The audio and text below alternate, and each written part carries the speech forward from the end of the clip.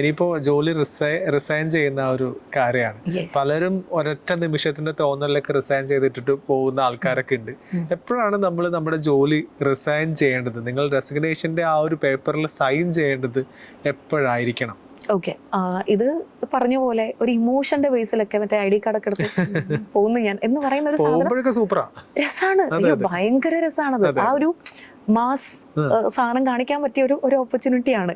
പക്ഷെ നിങ്ങളൊന്ന് ആലോചിക്കണ്ടേ, അല്ലെങ്കിൽ നമ്മളൊന്ന് മനസ്സിലാക്കി എടുക്കണ്ടേ. ഈവൻ ഞാനിതുപോലെ കുറച്ച് സ്റ്റുഡൻസിനെ കണ്ടിട്ടുണ്ട് കേട്ടോ. എൻ്റെ കോളേജിൻ്റെ പേര് ഞാൻ പറയുന്നില്ല. പ്ലേസ്ഡ് ആയിട്ടുള്ള കുറച്ച് കുട്ടികൾ, ഇവർക്ക് പ്ലേസ്മെന്റ് കിട്ടുമ്പോൾ നമുക്ക് ഭയങ്കര സന്തോഷമാണ്. കാരണം എന്താ, ഇവർ നമ്മുടെ മുന്നിലാണ് ഈ 3 വർഷം ഇങ്ങനെ പഠിച്ചു പോകുന്നത്. നല്ല അത്യാവശ്യം പാക്കേജ് ഉള്ള ഒരു കമ്പനിയിൽ ഇവർ പ്ലേസ്ഡ് ആവുന്നു.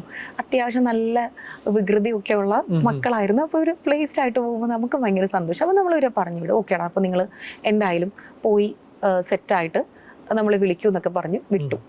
1 മാസം 2 മാസം കഴിഞ്ഞപ്പോഴത്തേക്കും ഇവന്മാർ വീണ്ടും ക്യാമ്പസിൽ അവിടെ കാണാൻ തുടങ്ങി. അപ്പോൾ ഒരു ദിവസം വിളിച്ചു, എന്ത് പറ്റി, നീ മറ്റേ ജോലി കിട്ടി പോയതല്ലേ? അത് മിസ്സേ അതൊന്നും ശരിയാവില്ല. എന്താ മിസ്സേ, അവിടുത്തെ ഫുഡൊന്നും ശരിയല്ല മിസ്സേ. സാലറി എത്രയുണ്ട്, ഒരു 32,000 സാലറി പെർ മന്ത് കൊടുക്കുന്നുണ്ട്. അപ്പോൾ ഇവന്റെ കൺസേൺ അവിടുത്തെ ഫുഡ് ശരിയല്ല, സാമ്പാർ ശരിയല്ല, രസം ശരിയല്ല. യെസ്. അപ്പോൾ നമ്മൾ ചിന്തിക്കും, ഇതിപ്പോ ഇങ്ങനെ വന്നേ. അപ്പം നമ്മൾ നമ്മുടെ കാര്യം ചിന്തിക്കാം, അയ്യോ ശരിയാണല്ലോ, നമ്മളും ഫുഡ് ശരിയല്ലെങ്കിൽ എക്സിസ്റ്റൻസ് പാടാണ്. പക്ഷെ നമ്മളിവിടെ ചിന്തിക്കുന്ന ഒരു കാര്യമുണ്ട്, എന്തെങ്കിലും ആൾട്ടർനേറ്റീവ് ഉണ്ടോ? ഈ ആൾട്ടർനേറ്റീവിനെ പറ്റി സംസാരിച്ചു പോകണമെങ്കിൽ നമ്മളൊരു ഫാമിലിയിലേക്ക് പോകേണ്ടി വരും, പേരൻറ്റിങ്ങിലേക്ക് പോകേണ്ടി വരും. കാരണം even to be provided with everything ആണ്. വീട്ടിൽ മറ്റേ അങ്ങനെയാണ്, ഒരു ഗ്ലാസ് പോലും കഴുകിയുള്ള ശീലം ഉണ്ടാവില്ല. അല്ലെങ്കിൽ സ്വന്തം റൂമിൽ സാധനങ്ങൾ ആരാ മടക്കി വെക്കുന്നതെന്നുള്ളത് വെച്ചാൽ അത് അമ്മയോ ചേച്ചിയോ വീട്ടിലുള്ള അച്ഛനോ ആരെങ്കിലുമൊക്കെ ആയിരിക്കും. എനിക്ക് ആ ഉത്തരവാദിത്തം ഇല്ല എന്ന് വിചാരിക്കുന്ന ആളായിരിക്കും പെട്ടെന്ന് ബാംഗ്ലൂരോ കൊൽക്കത്തയിലോ മുംബൈയിലോ ഒക്കെ പോയിട്ട് ജോലിക്ക് പോകുന്നുണ്ടാവുക. അവനറിയില്ല എങ്ങനെയാണ് മാനേജ് ചെയ്യുക എന്നുള്ളത്. അപ്പോൾ അവൻ ആ ഒരു ഇമോഷൻ്റെ പുറത്ത് മറ്റേ അമ്മയുടെ പുളിശ്ശേരിയും കൂട്ടി ചോറുണ്ടാവുമെന്ന് പറഞ്ഞ് റിസൈൻ ചെയ്തിങ്ങോട്ട് വരും. പക്ഷെ ഇനി ഇതുപോലെ ഒരു സ്ഥലത്ത് നീ ജോലിക്ക് പോകണമെങ്കിൽ അതത്ര എളുപ്പമാവില്ല. പ്രത്യേകിച്ച് ഈ കോളേജിൽ നിന്ന് ഇറങ്ങുന്ന പിള്ളേർ, അത് നമ്മൾ ഫ്രഷേഴ്സ് എന്ന് പറയുന്ന ഒരു കാറ്റഗറി ഉണ്ട്. അവർക്ക് കുറച്ചുകൂടെ എളുപ്പമാണ് ഒരു മാസ് പ്ലേസ്മെൻറ്റിൽ, അല്ലെങ്കിൽ കുറച്ചുകൂടെ ബെറ്റർ ആയിട്ടുള്ള കമ്പനിയിൽ നിങ്ങളുടെ പ്രോജക്ട്സ് ഒക്കെ കാണിച്ചുകൊണ്ട് നിങ്ങൾക്കൊരു ഗംഭീരം എൻട്രി നടത്താൻ പറ്റും. പക്ഷേ ചെറിയ റീസൺ വെച്ച് ഇറങ്ങി വരുന്ന ആൾക്കാർ ഒരു സെക്കൻഡ് ഒപ്പീനിയൻ എടുക്കുന്നില്ല എന്നുള്ളതൊരു പ്രശ്നം തന്നെയാണ്. Think and find out an alternative. എടാ, ഒരു ഇൻഡക്ഷൻ കുക്കർ മേടിച്ച് വെച്ചാൽ തീരാവുന്ന പ്രശ്നമല്ലേ ഉള്ളൂ. റെഡി ടു കുക്ക് കുറേ സാധനങ്ങൾ മാർക്കറ്റിൽ അവൈലബിൾ ആണ്. നിന്റെ സാലറിയിൽ നിന്ന് ഒരു 5,000 രൂപ സ്പെൻഡ് ചെയ്താൽ അന്തസ്സായിട്ട് നിനക്ക് 3 നേരം ഭക്ഷണവും കഴിച്ച് ബാക്കി പൈസ അടിച്ചു പൊളിച്ച് നിനക്ക് ജീവിക്കാൻ പറ്റും. ഓക്കെ, ഇത് ഫ്രഷേഴ്സിൻ്റെ കേസിൽ. ഇനി നമ്മൾ എക്സ്പീരിയൻസ്ഡ് ആയിട്ടുള്ള ആൾക്കാരുടെ കേസിൽ ഒരു കണക്കിന് പറഞ്ഞു കഴിഞ്ഞാൽ ഈ work life balance properly maintain ചെയ്ത് പോകാൻ പറ്റുന്നില്ല, നിങ്ങൾ എല്ലാ ശ്രമവും എടുത്തിട്ട് വർക്കൗട്ട് ആവുന്നില്ലെങ്കിൽ ബെറ്റർ യു ക്യാൻ റിസൈൻ. പക്ഷേ ഇറ്റ്സ് മൈ പേഴ്സണൽ അഡ്വൈസ്. ഇത് ഒരു ശമ്പളം വാങ്ങുന്ന ഒരു സ്ഥാപനത്തിലെ എംപ്ലോയി എന്നുള്ള രീതിയിൽ ഞാൻ പറയുകയാണ്. എന്നെ സംബന്ധിച്ച് എനിക്ക് കുറച്ച് ഫിനാൻഷ്യൽ കമ്മിറ്റ്മെൻറ്റ്സ് ഉണ്ട്. EMI ഉണ്ടാവും, ലോൺ ഉണ്ടാവും, ഇൻവെസ്റ്റ്മെൻ്റ് ഉണ്ടാവും. ഓഫ് കോഴ്സ് ഇതിലേക്കൊക്കെയും ഞാൻ പ്ലാൻ ചെയ്തത് എൻ്റെ സാലറി വെച്ചിട്ടാണല്ലോ ഞാൻ ഈ കാര്യങ്ങളൊക്കെ പ്ലാൻ ചെയ്യുന്നത്. ഇതൊരു പെട്ടെന്നൊരു ഇതിനകത്തൊരു ബ്ലാങ്ക് സ്പേസ് ആയിക്കഴിഞ്ഞാൽ എൻ്റെ ഈ സിസ്റ്റം മൊത്തം കൊലാപ്സ് ആവും. ഇതാണ് ആദ്യം നമ്മൾ ചിന്തിക്കേണ്ടത്. അതായത് ഒരു ശരാശരി മലയാളി, ഒരു ശരാശരി വീട്ടമ്മ എന്നോ അല്ലെങ്കിൽ ഒരു വീട്ടച്ഛൻ എന്നോ പറയുന്ന ഒരാൾ, അല്ലെങ്കിൽ ഒരു കുടുംബത്തിൽ ഫണ്ട് കോൺട്രിബ്യൂട്ട് എന്ന നിലയിൽ ഒരാൾ ചിന്തിക്കുവാണെങ്കിൽ ഇതായിരിക്കണം ആദ്യം ചിന്തിക്കുക. ആൻഡ് രണ്ടാമത്തത് ഈ സെൽഫ് എന്താ പറയുക, പ്ലീസ് ആ ഒരു ഇമേജ് ഉണ്ടല്ലോ നമ്മുടെ ആ ഒരു വിത്ത് ഡിഗ്നിറ്റി, റൂയിൻ ആവാതെ ടാമ്പർ ആവാതെ നമുക്കൊരു കൃത്യമായിട്ടൊരു പ്ലേസ് ആദ്യം കൊണ്ട് നമ്മൾ കണ്ടുപിടിക്കുക. എന്നിട്ട് ഇവിടെ പേപ്പർ ഇടുന്നതായിരിക്കും കുറച്ചുകൂടി സേഫ് ആയിട്ടുള്ളൊരു അപ്രോച്ച്. പക്ഷെ അതിലൊരിക്കലും നമ്മൾ ഈ ജോലി ചെയ്യുന്ന കമ്പനീനെ വഞ്ചിക്കുന്നോ ചതിക്കുന്നോ ആ ലെവലിലേക്കൊന്നും നമ്മൾ പോകണ്ട. നമുക്കറിയാം ഇനി ഇവിടെ കൊണ്ടുപോയി കഴിഞ്ഞാൽ ആ ഗുഡ് ടേംസിൽ തന്നെയാണ്. എല്ലാ കമ്പനിയിൽ നിന്നും നമ്മൾ റിസൈൻ ചെയ്ത് ഇറങ്ങേണ്ടത് ഒരു ബാഡ് ടേംസിൽ ഒരു അടി ഉണ്ടാക്കി ID കാർഡ് വലിച്ചെറിഞ്ഞ് അങ്ങനെയൊന്നും ആവണമെന്നില്ല. പറയാം I M gonna quit because it's very difficult for me. ഇപ്പം എൻ്റെ ഒരു സാറുണ്ട്, അദ്ദേഹം സെയിൽസിൽ വർക്ക് ചെയ്തതാണ്. അപ്പോൾ ആളിങ്ങനെ നോക്കിയപ്പോഴത്തേക്കും കുറച്ച് കാലമായി, ഫാമിലിയൊക്കെ ആയി, കുഴപ്പമില്ല, ആൾ ഫിനാൻഷ്യലി സ്റ്റേബിളായി, അത്യാവശ്യം കുറച്ച് സേവിങ്സുമായി ആൾ മനസ്സിലാക്കിയപ്പോൾ ആൾ കമ്പനിയോട് പറഞ്ഞു, ഇറ്റ്സ് ഹൈ ടൈം, ഇനി ഞാൻ സെയിൽസിലേക്ക് കണ്ടിന്യൂ ചെയ്യുന്നില്ല, ഞാൻ ഫിനാൻഷ്യലി സൗണ്ടായി, എൻ്റെ കോൺട്രിബ്യൂഷൻ ഞാൻ ഈ കമ്പനിയിൽ എത്തിച്ചിട്ടുണ്ട്. ഇനി വെച്ച് കഴിഞ്ഞാൽ ഒരു ഒരു ഒരു ബോറിംഗ് പ്രൊഫഷണൽ ലൈഫിലേക്ക് ഞാൻ എൻ്റർ ആവുന്നില്ല. So it's high time to switch എന്ന് പറഞ്ഞ് ഭംഗിയായിട്ട് അവളെ നിർത്തി ആള് വീണ്ടും ടീച്ചിങ്ങിലേക്ക് കയറി. എനിക്ക് തോന്നുന്നു ഇത് വളരെ നല്ലൊരു കാര്യം തന്നെയാണ്. ഇപ്പോൾ ഇത് പുറത്തേക്ക് ഇറങ്ങുന്ന ഒരാൾക്ക് തോന്നും, ഇപ്പോൾ എനിക്ക് ഫോട്ടോഗ്രാഫി ഭയങ്കര ഇഷ്ടമാണ്, പക്ഷേ വീട്ടുകാരൻ എന്നെ കൊണ്ട് ചേർത്തത് കമ്പ്യൂട്ടർ എഞ്ചിനീയറിങ്ങിനാണ്, അടിച്ചൊക്കെ കൊണ്ടിട്ടത്. പക്ഷെ ഇപ്പോൾ നിവൃത്തിയില്ലാതെ ഞാൻ വർക്ക് ചെയ്യുന്നു. ഒരു 10 വർഷമൊക്കെ വർക്ക് ചെയ്യൂ പറ്റുമെങ്കിൽ, എന്നിട്ട് ഇതിനകത്തൊരു പ്രൊഫഷൻ നിങ്ങൾ കണ്ടെത്തുക, ഇതിലേക്ക് പതുക്കെ മാറുക. അപ്പം നിങ്ങൾക്ക് സമാധാനം ഉണ്ടാവും, അത്യാവശ്യം ഇൻകം ഉണ്ടാവും, ഒരു എസ്റ്റാബ്ലിഷ്ഡ് ലൈഫ് സ്റ്റൈലിലേക്ക് നിങ്ങളെ കൊണ്ട് കൾച്ചർ ചെയ്യാനായിട്ട് നിങ്ങൾക്ക് സാധിക്കുന്നതാണ്. ആൻഡ് വൺ മോർ തിങ്, ഇതിനൊക്കെയുള്ള ഓപ്പർച്യൂണിറ്റീസ് ഉണ്ട് കേട്ടോ നമ്മുടെ നാട്ടിൽ. നമ്മൾ വിചാരിക്കുന്നത് മറ്റേ UK യിലും കാനഡയിലും അയർലൻഡിലും മാത്രമേ ആൾക്കാർക്ക് ജീവിക്കാൻ പറ്റുള്ളൂ എന്നുള്ളതാണ്. പക്ഷെ അതിനേക്കാളും എന്ന് ഞാൻ പറയുന്നില്ല, അതൊരു കമ്പാരിസൺ ആയി പോവും. അതുപോലെ തന്നെയുള്ള ഓപ്പർച്യൂണിറ്റീസ് നമ്മുടെ നാട്ടിലും ഉണ്ട്. ഓക്കെ, അതായത് ഒരു എൻജിനീയറിങ് കഴിഞ്ഞ് സാധാരണ ഒരു കോളേജിൽ എൻജിനീയറിങ് കഴിഞ്ഞിട്ടൊരു 45+ സാലറി കൊടുക്കുന്ന കമ്പനീസും നമ്മുടെ നാട്ടിലുണ്ട്. The thing is you have to network and find out. That's it. ഇനിയിപ്പോൾ ജോലിയുടെ സ്വിച്ചിങ് ആണ്. ഇപ്പോൾ ഒരു 2-3 വർഷം കഴിയുമ്പോൾ ആ കമ്പനിയിൽ നിന്ന് ആ വ്യക്തി നിർബന്ധമായിട്ടും സ്വിച്ച് ചെയ്യേണ്ട ആവശ്യമുണ്ടോ? സ്വിച്ച് ചെയ്യുന്നവർക്ക് മാത്രമേ വളർച്ചയുള്ളൂ, അല്ലാത്തവർ എപ്പോഴും ആ കമ്പനിയിൽ ഇങ്ങനെ ഈ പൊട്ടക്കിണറ്റിൽ തവള പോലെ കിടക്കുകയാണ് എന്നൊക്കെയാണ് പൊതുവെ പറയാറുള്ളത്. സ്വിച്ച് ചെയ്യേണ്ട ആവശ്യമുണ്ടോ? ശരി, okay, it depends on the work culture. അതായത് ഇപ്പോൾ ഞാൻ ചെയ്യുന്നൊരു കോർ സെക്ടറിൽ ഞാൻ ചെയ്യുന്ന ജോലി 3-4 വർഷമായിട്ട് ഒരേ സാധനമാണ്, ഒരേ റോളിലാണ്. ഇപ്പം ഞാനൊരു റീജിയണൽ മാനേജർ ലെവലിൽ പോകുന്നു, ഞാൻ ചെയ്യുന്ന വർക്കിൽ കാര്യമായിട്ടുള്ള മാറ്റങ്ങളൊന്നും ഇല്ലയെന്നുണ്ടെങ്കിൽ എനിക്കവിടെ ഗ്രോത്തിനുള്ള ഓപ്പർച്യൂണിറ്റി കുറവാണ്. പ്രൊമോഷൻ കിട്ടുന്നുണ്ടെങ്കിലും എനിക്ക് കാര്യമായിട്ടുള്ള ഗ്രോത്ത് ഒന്നും കിട്ടുന്നില്ല. എൻ്റെ സാലറി സെക്യൂർഡാണ്, പ്രൊഫഷൻ സെക്യൂർഡാണ്, ഓഫീസ് എനിക്ക് എല്ലാവിധ സൗകര്യങ്ങളും തരുന്നുണ്ട്, ഈ സ്ഥാപനം എനിക്ക് തരുന്നുണ്ട്. പക്ഷെ ഞാൻ നോക്കിയിട്ട് തിരിഞ്ഞു നോക്കുമ്പോൾ ഞാൻ വളരുന്നു പ്രൊഫഷണലി എന്ന് പറയാൻ എനിക്കൊന്നുമില്ലെങ്കിൽ, നിങ്ങൾ കുറച്ചുകൂടെ വൈബ്രൻ്റ് ആയിട്ടുള്ള, കുറച്ചുകൂടെ വൈഡ് സ്പ്രെഡ് ഓപ്പർച്യൂണിറ്റീസ് ഉള്ള ഒരു സ്ഥലത്ത് നിങ്ങളെ കൊണ്ട് പ്ലേസ് ചെയ്യുന്നത് കൊണ്ട് തെറ്റൊന്നുമില്ല. അതൊരു നല്ല കാര്യം തന്നെയാണ്. ആൻഡ് ഇപ്പുറത്ത് പറഞ്ഞ പോലെ ഒരേ സ്ഥലത്ത് കുറേ കാലമായിട്ട് വർക്ക് ചെയ്യുന്ന ആൾക്കാരെ നമ്മൾ വിചാരിക്കുന്ന ഒരു ഗ്രോത്ത് മൈൻഡ് സെറ്റ് ഇല്ലാത്ത വ്യക്തി എന്ന് നമുക്ക് പറയാൻ പറ്റും. കാരണം അദ്ദേഹത്തിന് ഇനി പെട്ടെന്നൊരു ദിവസം ഈ സ്ഥാപനം പുറത്താക്കുകയോ അല്ലെങ്കിൽ സ്ഥാപനം എന്തെങ്കിലും രീതിയിൽ ഒന്ന് ക്ലോസ് ചെയ്യുകയോ ചെയ്ത് കഴിഞ്ഞാൽ ഇദ്ദേഹത്തിന് ചിലപ്പോൾ മറ്റേ ഈ പറഞ്ഞ മാതിരി ഒരു പൊട്ടക്കിണറ്റിലെ തവളയാവാനുള്ള സാധ്യതയുണ്ട്. അപ്പോൾ എപ്പോഴും നമ്മളൊരു പുതിയ ഓപ്പർച്യൂണിറ്റി നോക്കുക എന്നുള്ളത് നല്ലൊരു കാര്യം തന്നെയാണ്. അതോടൊപ്പം തന്നെ നമ്മുടെ ഈ ഇൻഡസ്ട്രിയിൽ എന്തൊക്കെ മാറ്റങ്ങളാണ് സംഭവിക്കുന്നത് എന്നുള്ളതൊന്ന് അവെയർ ആയിരിക്കുക. ഇപ്പം നമുക്കറിയാം, ഇപ്പോൾ കസ്റ്റമർ മാനേജ്മെൻറ്റ് അല്ലെങ്കിൽ ഒരു HR-ൻ്റെ കേസിൽ നമ്മളിപ്പോൾ കുറേ സോഫ്റ്റ്വെയർസ് യൂസ് ചെയ്യുന്നുണ്ട്.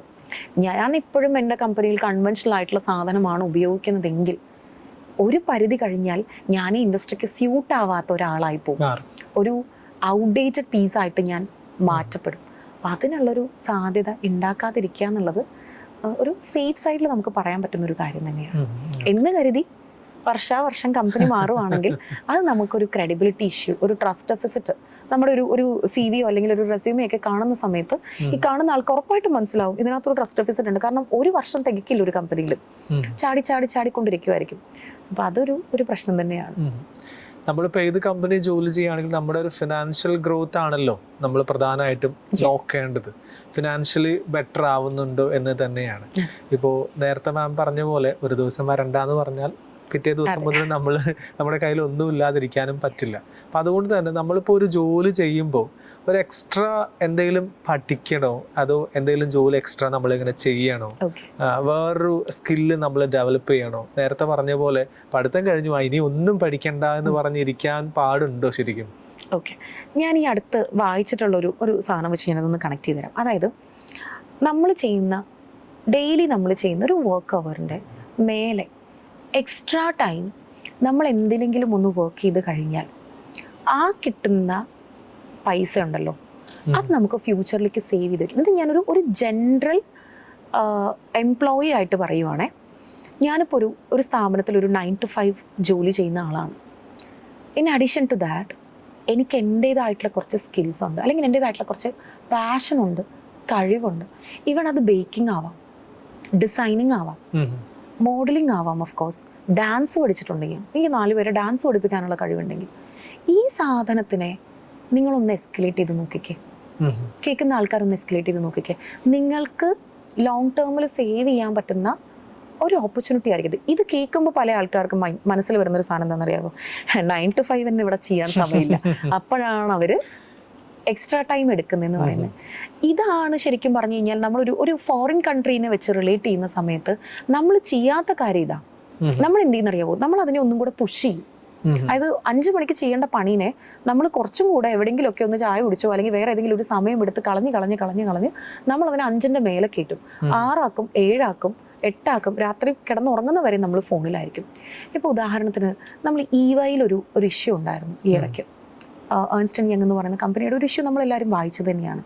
ഈ ഇഷ്യൂ കഴിഞ്ഞപ്പോഴത്തേക്കും ഒരു അമേരിക്കൻ കമ്പനി തന്ന റിപ്പോർട്ട് എന്താണെന്ന് വെച്ച് കഴിഞ്ഞാൽ, ഞങ്ങൾ ഓൾ ഓവർ ദ വേൾഡ് ഞങ്ങളുടെ എംപ്ലോയീസിന് ഞങ്ങളൊരു വർക്കിംഗ് കൾച്ചർ വെച്ചിട്ടുണ്ട്. ആ സമയത്തിനകം അവർ ജോലി ചെയ്താൽ മതി, ആ സമയത്ത് മാത്രം അവർ ജോലി ചെയ്താൽ മതി. വീക്കെൻഡ് അവർ 2 ദിവസം കൊടുക്കും. സെക്കൻഡ് സാറ്റർഡേ അല്ല കേട്ടോ, നോർമൽ സാറ്റർഡേസ് ആൻഡ് സൺഡേസ് അവർക്ക് ഹോളിഡേ ആയിരിക്കും. നിങ്ങൾ ആരും സാറ്റർഡേ സൺഡേ ജോലി ചെയ്യണ്ട. കമ്പനി പറയാണ് ജോലി ചെയ്യണ്ട, don't work for us, that's for your personal purpose, or you can chill, or എന്ത് വേണമെങ്കിലും ചെയ്യാം. പക്ഷെ നമ്മൾ മലയാളികൾ ഇതാണോ ചെയ്യുന്നത്? ഈവൻ നമ്മുടെ നാട്ടിലെ സർക്കാർ ഉദ്യോഗസ്ഥർ വരെ, പേഴ്സണൽ അനുഭവം കൊണ്ട് പറയുകയാണ്, സർക്കാർ ഉദ്യോഗസ്ഥർ വരെ സാറ്റർഡേ സൺഡേ വീട്ടിലിരുന്ന് വർക്ക് ചെയ്യുന്ന ആൾക്കാരുണ്ട്. അത് ചിലപ്പോൾ ഓവർ ബേർഡൻഡ് ആയിരിക്കാം, അവിടെ സഫീഷ്യൻറ്റ് സ്റ്റാഫ് ഇല്ലാത്തത് കൊണ്ടായിരിക്കാം, അല്ലെങ്കിൽ ഇദ്ദേഹത്തിൻ്റെ മേലെ വരുന്ന എൻഫോഴ്സ്ഡ് ആയിട്ട് വരുന്ന റെസ്പോൺസിബിലിറ്റി ആവാം. അപ്പോൾ ഈ ഡിമാർക്കേഷൻ നമുക്കില്ല. ഇങ്ങനെ വരുന്ന സമയത്ത് ഞാൻ പറയുന്ന കാര്യം വർക്കൗട്ട് ആവണമെന്ന് യാതൊരു നിർബന്ധവുമില്ല.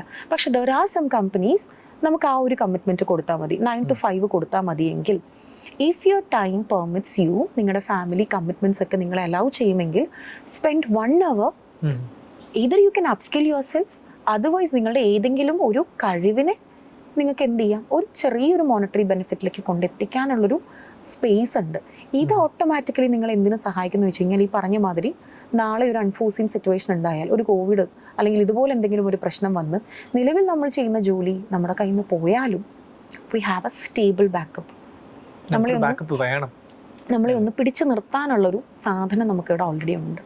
സോ അത് തന്നെ ആയിരിക്കും ഒരു പ്രൈവറ്റ് ഫേമിൽ വർക്ക് ചെയ്യുന്ന ആൾക്കാർക്ക് എക്സ്പീരിയൻസിൻ്റെ ബേസിൽ എനിക്ക് കൊടുക്കാൻ പറ്റുന്നൊരു സാധനം. ഇപ്പം ഞാൻ അങ്ങനെ ചെയ്യുന്നൊരു വ്യക്തി തന്നെയാണ് പേഴ്സണലി.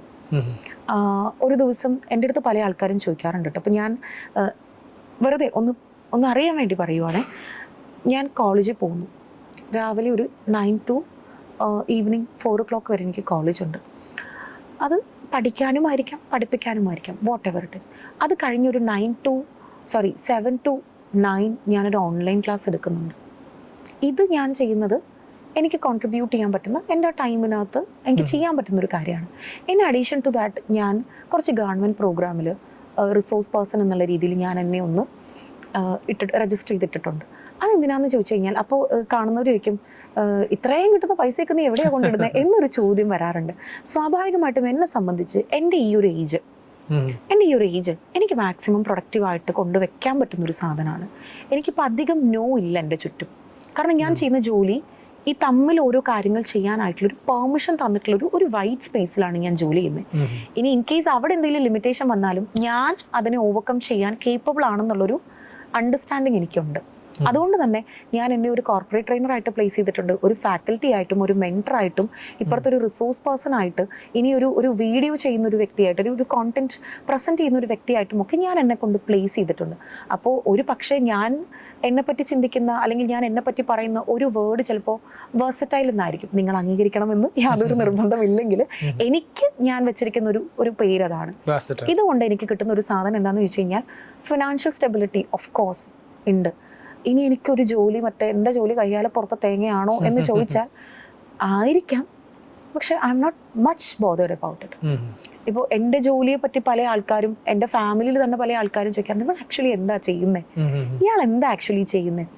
അത് പറഞ്ഞു കൊടുക്കണമെങ്കിൽ ഇത് തന്നെയാണ് ചെയ്യുന്നത്. നമുക്കൊരു കോർ റോൾ ആൻഡ് റെസ്പോൺസിബിലിറ്റി ഒരു സ്ഥാപനത്തിനകത്തുണ്ട്.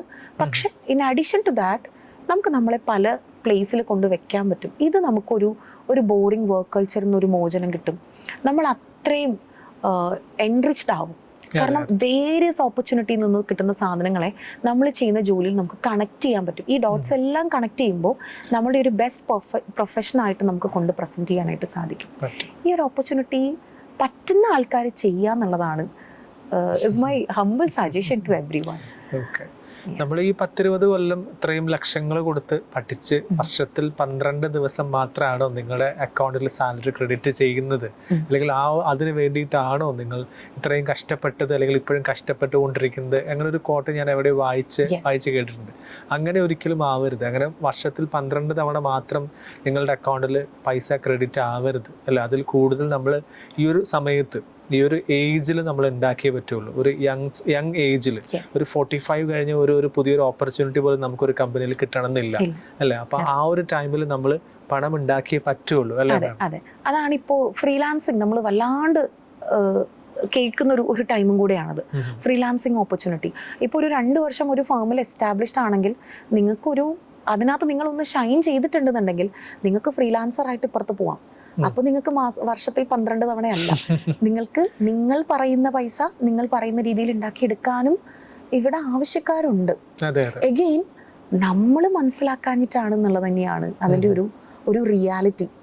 ഇത് ഇപ്പൊ ഞാൻ കേൾക്കുന്ന ഒരു സംരംഭകൻ ഉണ്ടാവും, അദ്ദേഹം ചിന്തിക്കും ശരിയാണല്ലോ, എനിക്ക് പാർട്ട് ടൈമിന് ഒരു എംപ്ലോയിനെ വേണം. ഇപ്പോൾ ഡിജിറ്റൽ മാർക്കറ്റിംഗ് മാത്രം ചെയ്യാൻ പറ്റുന്ന ഒരാളെ കിട്ടിക്കഴിഞ്ഞാൽ ഞാൻ അവരെ അവർലി പേ ചെയ്യും ഇല്ലേ?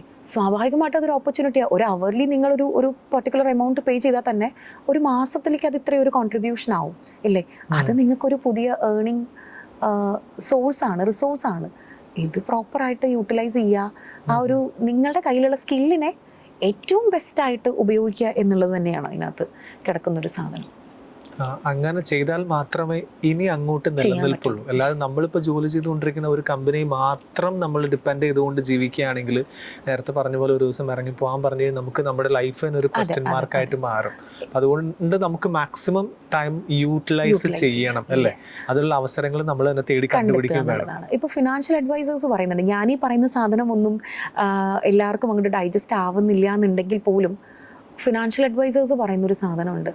നിങ്ങൾ ഫിനാൻഷ്യലി സ്റ്റേബിൾ ആണ് എന്നുള്ളതിൻ്റെ തെളിവ് കിടക്കുന്നത് നിങ്ങളുടെ ബാങ്ക് അക്കൗണ്ടിലായിരിക്കും. അതായത് ഏതൊരു സിറ്റുവേഷനെയും മിനിമം ലെവലിൽ ഡീൽ ചെയ്യാനുള്ള ഒരു എമൗണ്ട്, അതായത് നിങ്ങളുടെ 3 മാസത്തെ ശമ്പളം.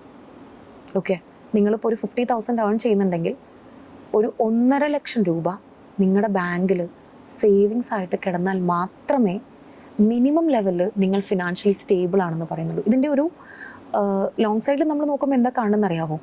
പെട്ടെന്ന് ഒരു അൺഫോഴ്സീൻ സിറ്റുവേഷൻ, അത് എൻ്റെ ജോലിയിലാവാം, അല്ലെങ്കിൽ ഒരു നാച്ചുറൽ കലാമിറ്റി ആവാം, എന്തെങ്കിലും ഒരു പ്രശ്നം കൊണ്ട് എൻ്റെ ജോലി പോയാൽ അടുത്ത 3 മാസം എൻ്റെ നിലനിൽപ്പിനുള്ള എമൗണ്ട് എൻ്റെ ബാങ്കിൽ കിടക്കുന്നുണ്ടാവണം.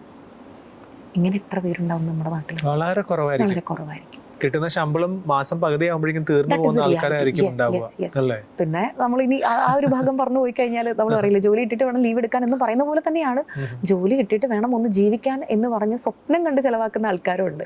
അത് വേറെ ഒരു ട്രാക്ക് തന്നെയാണ്. അതൊന്ന്. ഇനി രണ്ടാമത്തെ കാര്യം, ഇപ്പോൾ ഒരു ഇന്റർനാഷണൽ ലെവലിൽ പറയുന്നത്, നിങ്ങളൊന്ന് തട്ടിമുട്ടിയും ഈ നമ്മുടെ സരോജ് കുമാർ പറയുന്ന പോലെ ഒരു മാസം തട്ടിമുട്ടിയും ജീവിച്ചു പോകണമെങ്കിൽ നിങ്ങൾക്കൊരു 3 സോഴ്സ് ഓഫ് ഇൻകം വേണമെന്ന് പറയാറുണ്ട്. ഓക്കെ, അത് ഏത് രീതിയിലും ആവാം. നിങ്ങൾക്ക് കിട്ടുന്ന റെന്റ് ഇനത്തിൽ കിട്ടുന്ന പൈസയാണെങ്കിലും, ഇൻട്രസ്റ്റ് ഇനത്തിൽ കിട്ടുന്ന പൈസയാണെങ്കിലും, നിങ്ങളുടെ ശമ്പളമാണെങ്കിലും, ഒരു 3 സോഴ്സിൽ നിന്ന് കിട്ടുന്ന ഇൻകം ഒക്കെ കളക്ട് ചെയ്തിട്ട് വേണം നിങ്ങൾക്ക് ഒരു മാസം അങ്ങ് തട്ടിയും മുട്ടിയും ജീവിക്കാനുള്ളതാണ് ഒരു ഗ്രൗണ്ട് റിയാലിറ്റി. അപ്പോൾ ഒരു ജോലി മാത്രം ചെയ്തുകൊണ്ടിരിക്കരുത്, 9 to 5 ജോലി മാത്രം ചെയ്തിട്ട് എൻ്റെ ജോലിയെല്ലാം കഴിഞ്ഞെന്ന് പറഞ്ഞിരിക്കരുത് അല്ലേ? എക്സാക്ട്ലി. നമ്മൾ പുതിയ ഓപ്പർച്യൂണിറ്റീസ് കണ്ടുപിടിച്ചേ പറ്റുള്ളൂ അല്ലേ? പിന്നെ ഈ വർക്ക് ടൈപ്പ് ഉണ്ടല്ലോ, ഇപ്പോൾ പാർട്ട് ടൈം ഉണ്ട്, ഫുൾ ടൈം ഉണ്ട്, ഞാൻ ഈ പറഞ്ഞ പോലെ ഫ്രീലാൻസിങ് ഉണ്ട്, വീക്കെൻഡിൽ ചെയ്യാൻ പറ്റുന്ന കാര്യങ്ങളുണ്ട്. ഇതൊക്കെയും നമ്മൾ ശ്രദ്ധിക്കേണ്ടത്, നമ്മൾ വർക്ക് ചെയ്യുന്ന കമ്പനിയുടെ HR പോളിസി ഇതിനെതിരാണെങ്കിൽ we have to be very careful and vigilant. അല്ലാത്ത പക്ഷം അവിടെ ഒരു ലിബറൽ പോളിസിയാണ് കിടക്കുന്നതെങ്കിൽ, നിങ്ങളുടെ ഒരു പേഴ്സണൽ ഗ്രോത്തും കൂടെ അതിനകത്ത് കാണുന്നുണ്ടെങ്കിൽ അതിലേക്ക് അങ്ങ് പോവാന്നുള്ളത് തന്നെയാണ് നമുക്ക് ചെയ്യാൻ പറ്റുന്ന ഏറ്റവും നല്ലൊരു കാര്യം. കാരണം അപ്പോഴേ പറഞ്ഞ പോലെ പ്രായം എന്നുള്ളതിനേക്കാളും നമ്മളെടുക്കുന്ന ഈ ഒരു ഓപ്പർച്യൂണിറ്റീസ് കിട്ടുന്ന സമയമായിരിക്കും നമ്മൾ നോക്കേണ്ടത്. ഇപ്പോൾ 40 കഴിഞ്ഞാൽ കിട്ടില്ല എന്നുള്ളതിനേക്കാളും നമ്മുടെ വേറെ പല കമ്മിറ്റ്മെൻറ്റ്സും ഉണ്ടാവുമല്ലോ. നമ്മൾ പല തലങ്ങളിലേക്ക് പോകുമ്പോഴത്തേക്കും നമുക്ക് തന്നെ പേഴ്സണൽ ആൻഡ് പ്രൊഫഷണൽ കമ്മിറ്റ്മെൻറ്റ്സ് ഉണ്ട്. ഇപ്പം നിങ്ങൾക്ക് ആ കമ്മിറ്റ്മെൻറ്റ് കമ്പാരിറ്റീവ്ലി കുറവാണെങ്കിൽ ഇപ്പം നിങ്ങൾ ആ ഒരു സ്പേസ് നന്നായിട്ട് യൂട്ടിലൈസ് ചെയ്യാം, ഓപ്പർച്യൂണിറ്റീസ് യൂട്ടിലൈസ് ചെയ്യാം.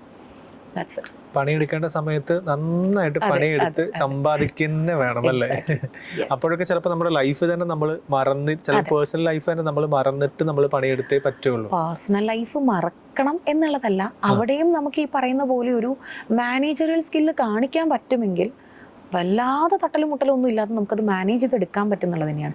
പേഴ്സണൽ ലൈഫ് സ്പോയിൽ ചെയ്തുകൊണ്ട് നമ്മൾ ഇങ്ങോട്ടേക്ക് ഇറങ്ങരുത്, പ്രൊഫഷണൽ ലൈഫ് സ്പോയിൽ ചെയ്തുകൊണ്ട് നമ്മൾ പേഴ്സണലിലേക്ക് പോകരുത്. കാരണം ഇത് നമ്മൾ പറയുമ്പോൾ പലപ്പോഴും ചില ആൾക്കാർ ജോലിക്ക് പോകണ്ട എന്ന് തീരുമാനിക്കുന്നത് ഒരു പക്ഷേ ഈ പറയുന്ന പേഴ്സണൽ ലൈഫിൽ ഇമ്പോർട്ടൻസ് കൊടുത്തിട്ടായിരിക്കും. പക്ഷെ ഒരു പരിധി കഴിഞ്ഞാൽ അവർ തന്നെ അത് റിയലൈസ് ചെയ്യും, മണ്ടത്തരമാണ് ഞാൻ അങ്ങനെ കാണിച്ചത്. കാരണം ഫിനാൻഷ്യൽ സ്റ്റെബിലിറ്റി എന്ന് പറയുന്നത് എനിക്കും വേണം, ഫിനാൻഷ്യൽ ഇൻഡിപെൻഡൻസ് എന്നുള്ളത് സ്ത്രീയോ പുരുഷനോ എന്നുള്ളതല്ല.